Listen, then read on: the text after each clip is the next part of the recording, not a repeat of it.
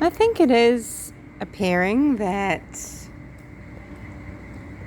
police are looking for evidence of more young people being in the home of Terence Kelly in Tonkin Cres in Carnarvon. So Terry Kelly was arrested in relation to the abduction of Cleosmith, the 4-year-old girl taken from Quabba blowholes in the middle of the night, right out from under her parents' nose, from a tent, and was subsequently found 18 days later, not far from the police station, in an area known as Toxic Crescent.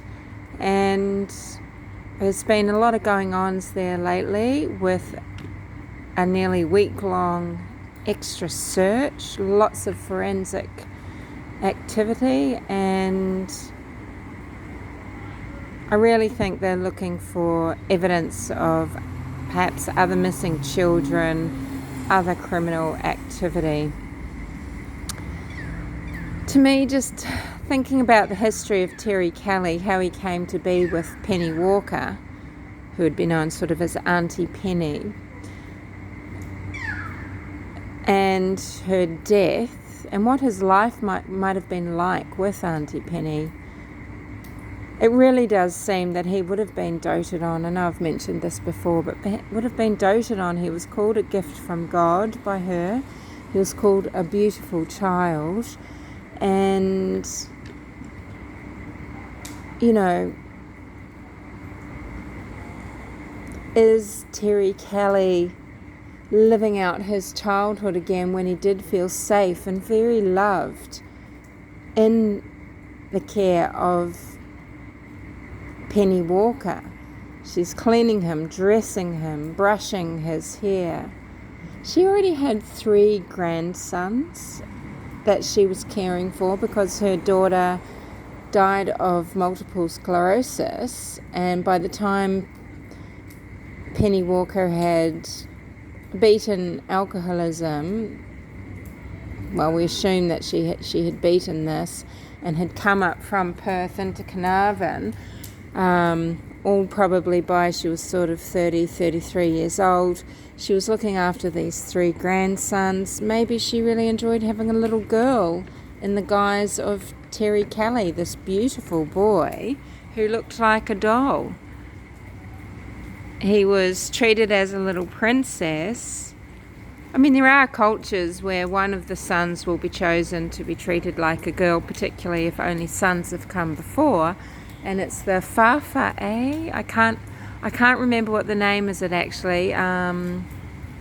So sorry I butchered it, but in the Samoan culture there's a particular name. And many cultures have this. I'd say Hawaiian culture. Lots of Melanesian, Polynesian cultures have this phenomenon.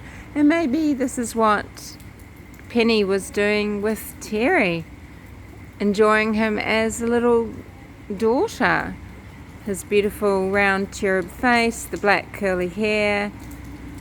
And so in the shock of Penny dying, his world has just imploded, and maybe he just needed to recreate that feeling of safety by acting it out on a little girl that looks for Terry, to Terry, for all intents and purposes, like a little Bratz doll. She's even got the name of one, Cleo.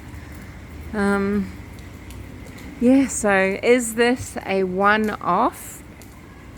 Because the police are saying, look, we don't think there is another woman. I was saying I didn't doubt Cleo's intelligence, but at the same to state, you know, there was a woman. But I thought before this information would have been put out to the public, that the interview would have gone and determined that there was Terry and there was a woman, 2 different entities.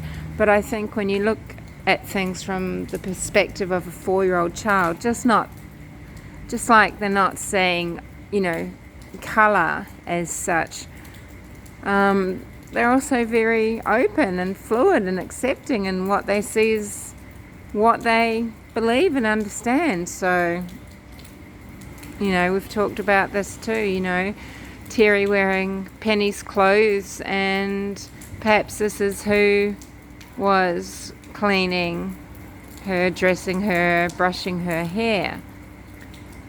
Apparently there's 2 phones.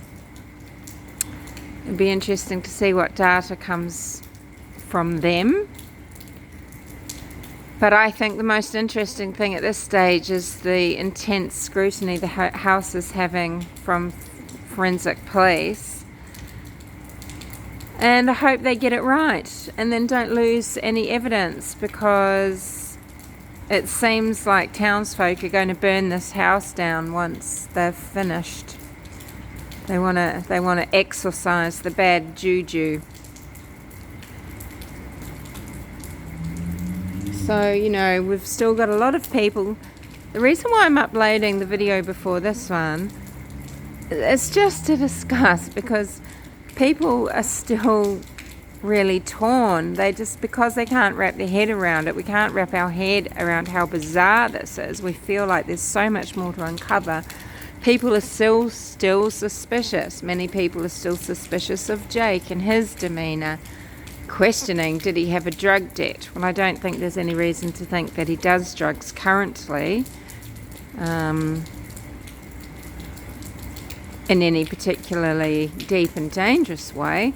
But it does look like in one very old photo, it might just be the camera lens, the nighttime lighting, etc. But his and the woman's pupils are dialed.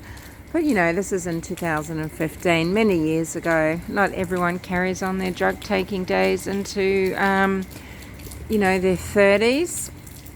And particularly, perhaps not when they've got responsibilities such as a child to be a stepdad to, and then another child to be father to as well. So, I don't know about that, but the idea of Terry Kelly, I'm not saying he couldn't be stealthy, but how really did he manage to get this kid, this little Cleo, out of this tent? I think she roused, if it was him or another abductor, I think he roused her before he went in, and that's when she asked for water. But the police are keeping it open, right? The police, the way they word things, you know, I don't believe they have ruled anybody out. Let's just say that. Anyway, speak to you later.